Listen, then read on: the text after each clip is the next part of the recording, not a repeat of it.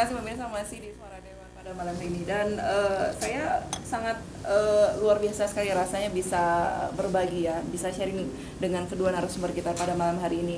Ya, untuk Anda juga masih dibuka line telepon yang ingin bertanya seputar beasiswa program pertukaran mahasiswa Aceh dan juga Malaysia ya. Dan bisa nanti langsung datang ke Bapak Arif dulu deh mungkin ya. Pak Arif, saya ingin tahu kerjasama yang seperti apa antara Aceh dan Malaysia dalam hal dari segi pertukaran pelajaran ini sendiri ya Pak ya? Ya, kalau kami dari DPRK Banda Aceh, DPRK Banda Aceh ya, menyambut baik uluran tangan dari Universitas Islam Police Malaysia ini, di mana kita melihat ini kan merupakan satu bentuk wacana baru, di mana negeri jiran kita, saudara kita membuka peluang untuk mengundang kita untuk belajar ke sana. Tinggal saja kitanya dari Kota Banda Aceh sendiri serius enggak dalam mensikapi sambutan-sambutan tersebut. Bisa saja nanti kita akan melakukan semacam rapat dengar pendapat dengan masyarakat Kota Banda Aceh kita terhadap wacana baru ini atas usulan ataupun undangan dari negeri Perlis sana yang membuka peluang belajar di negeri jiran sana itu. Jadi bisa aja nanti kita undang perwakilan-perwakilan dari kampung atau dari kecamatan, akan kita diskusikan bersama bagaimana tindak lanjutnya. Iya.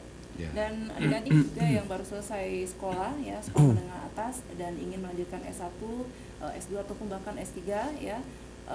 Siapa tahu aja kapan lagi bisa kuliah untuk luar negeri kan? Insyaallah. Amin. Amin. Juga terima rezekinya ya. Insyaallah.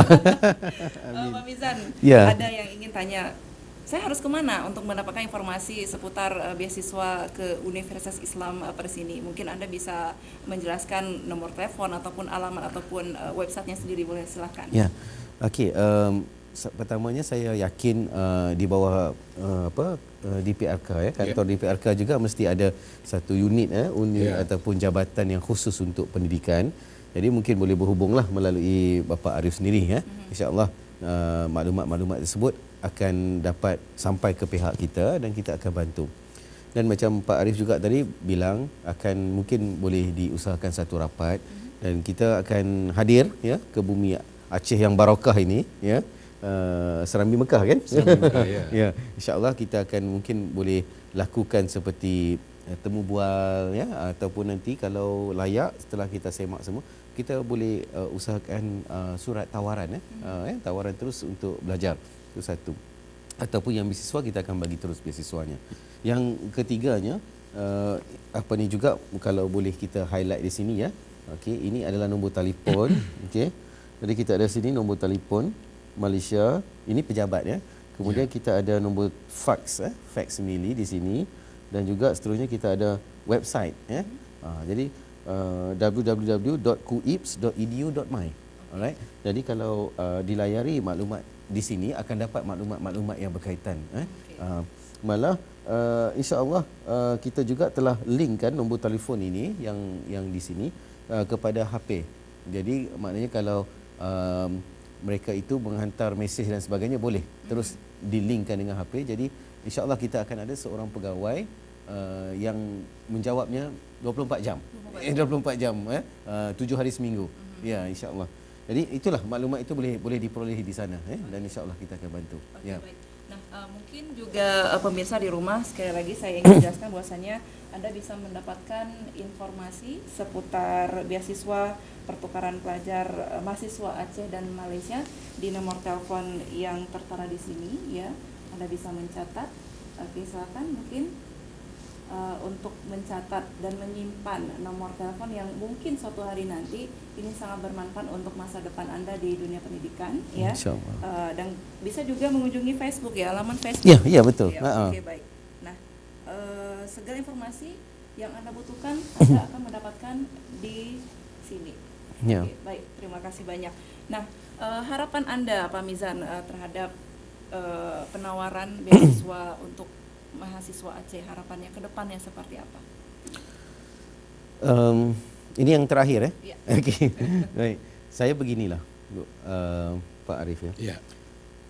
Universitas saya ini ditubuhkan bukan untuk keuntungan. Ya. Kita lebih fokus kepada pendidikan untuk masyarakat, untuk ummah. Jadi saya minta anak-anak Aceh terutamanya, sebagaimana anak-anak di Malaysia, yang saya bilangkan benda yang sama juga. Kalau tidak ada duit, jangan jadikan alasan untuk tidak boleh belajar. Kamu cuma perlu ada keinginan untuk belajar. Duitnya kami usahakan, kami carikan. Pak Arif pun ada di sini, kita akan carikan jalan. Yang penting dia tu nak belajar. Yang kita jadi masalah sekarang ni, kita ada lowongan-lowongan tapi mereka tak mau belajar. Itu yang masalah. Ya, jadi kalau kata duitnya ada begini pun tapi dia tidak mahu belajar, kita tak boleh bantu. Tapi kalau duitnya tidak ada, keinginannya ada, kita boleh bantu. InsyaAllah, kita yakin.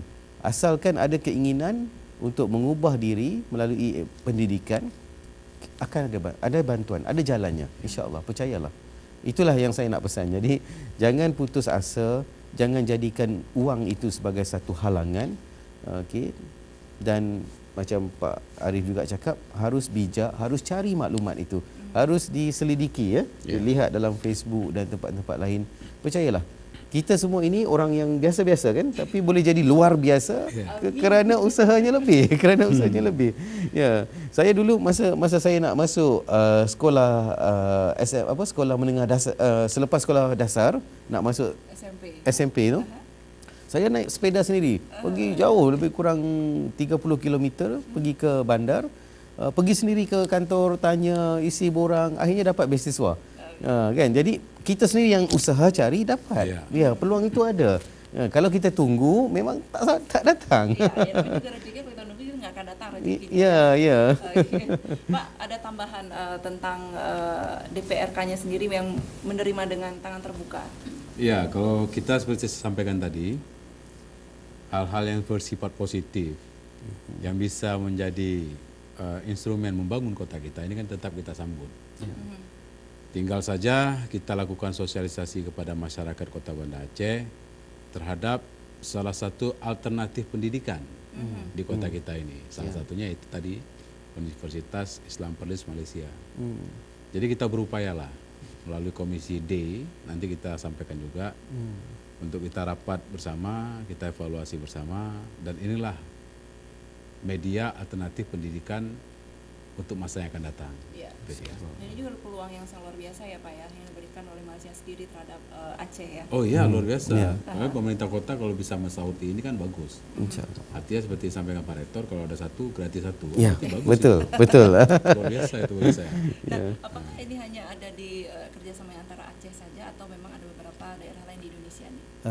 Buat masa ini kita buka special offer ini untuk orang Aceh saja. Jadi tunggu apa lagi ya? Jangan sampai Anda putus impian Anda hanya ada dan putus sekolah hanya sampai SMA saja ya Pak. Ya. Tapi Anda juga bisa mengejar impian Anda ya untuk meraih cita-cita yang Anda inginkan selama ini. Ya, ada maksimal mahasiswa yang nanti jumlah mahasiswa yang akan diterima.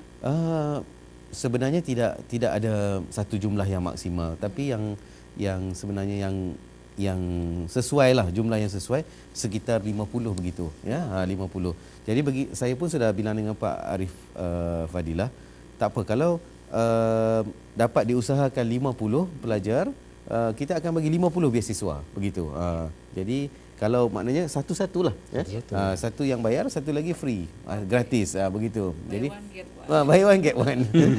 InsyaAllah lah kita bantu Bu ya. Selain daripada itu di KUIP itu juga kita ada tabung amanah zakat bagi yang ada keputusan uang ya, dan sebagainya. Tabung kafalah, iaitu satu tabung untuk membantu mereka yang tak ada duit untuk makan ya. Malah kita ada juga tabung Qardul Hasan untuk mereka yang nak beli komputer dan sebagainya. Jadi inilah yang kita usahakan. Banyak jalannya. Jangan fikir, pelajar jangan fikir. Mahasiswa itu jangan fikir, kita yang fikirkan. Harus ada niatnya sendiri. Ada niat je, insya-Allah kita jalankan. Ya mungkin ada saran dan juga pesan terhadap adik-adik mahasiswa di Aceh. Okey. Untuk pesan pada adik-adik ya, di Aceh ya terutamanya. Okey.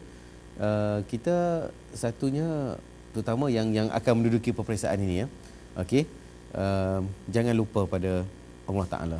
Mesti minta dengan ikhlas, tanpa putus asa, dan juga jangan minta untuk diri sendiri saja. Minta juga untuk rakan-rakan.